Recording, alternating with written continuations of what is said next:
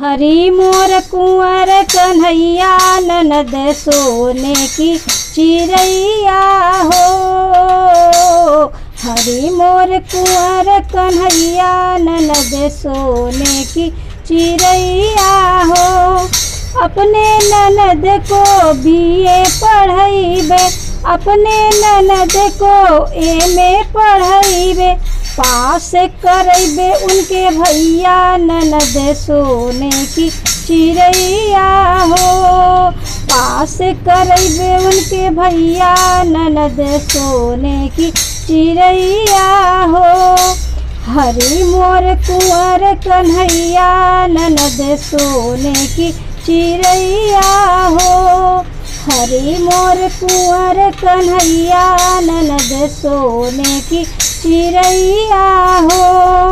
अपने ननद को घड़ी मंगैबे, अपने ननद को घड़ी मंगैबे, टाइम बतावे उनके भैया ननद सोने की चिड़ैया हो।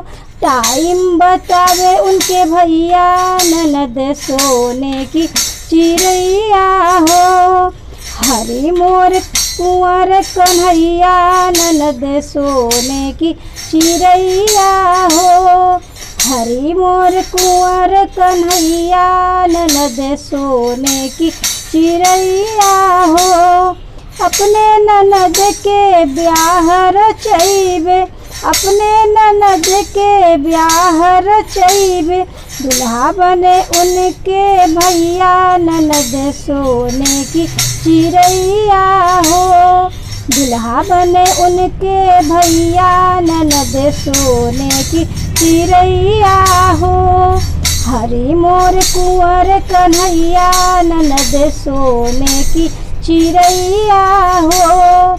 हरी मोर कुंवर कन्हैया ननद सोने की चिड़ैया हो।